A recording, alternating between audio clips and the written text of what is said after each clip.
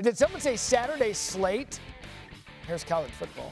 Only one ranked matchup on the schedule this week. Number 9, Missouri, visiting Kyle Field to take on Texas A&M on ABC. The Aggies have won 4 straight since losing their opener to Notre Dame. That's 9 versus 25. College game day heading to Cal for the first time ever. Golden Bears host number 8 Miami on ESPN in the nightcap. Miami trailed at the half to unranked Virginia Tech last week, but they survived the Hail Mary. And there's a new number 1 in town, Alabama, and the new Heisman favorite, Jalen Milroe. The Tide go to Nashville to face Vanderbilt, a team that Alabama has won 23 straight games against.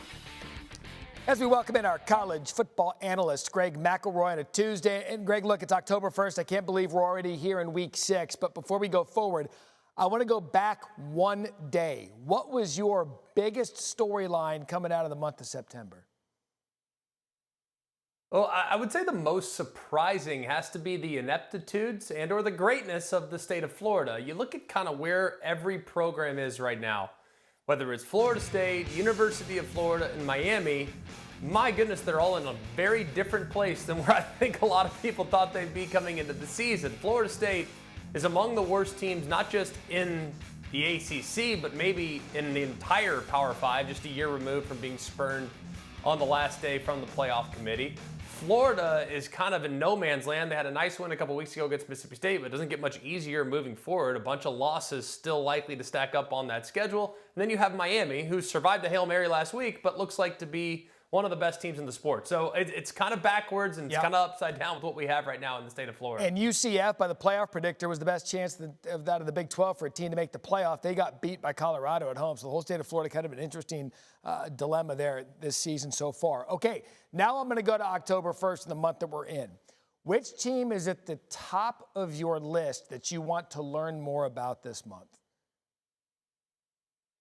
Well, it's Ohio State, Maddie, and I wanted to go in a different direction here because I think Ohio State's for real. I mean, I look at their personnel and the weapons that they have and the freshmen and Jeremiah Smith, the tandem that they have at running back. Like, I think they're for real based on their talent, but I also thought maybe Ole Miss was for real. And then they played somebody with a heartbeat and found out real quick that they're not quite as good as we anticipated. So Ohio State is yet to be challenged. They've played, I think, one of the weakest schedules in college football up to this point. Yes, beating a conference foe like Michigan State on the road is nothing to shake your head at, but still, we're talking about a team that has national championship aspirations, and there is nobody that they've seen up to this point that has challenged them whatsoever. And there might not be anybody that challenges them the rest of the way. They might go to Oregon and handle them, and then we can draw conclusions about what the Buckeyes are. And I'm with you. That non-conference schedule is a lot to be desired. We'll learn a lot about them in the month of October. You mentioned Ohio State, Oregon. That's just one of many games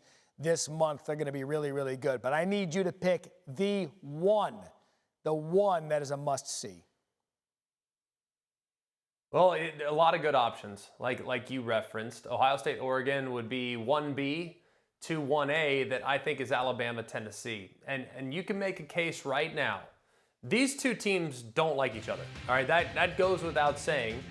There was a long time there from 2006 through 2022 where Alabama dominated this rivalry. Well, it's back now.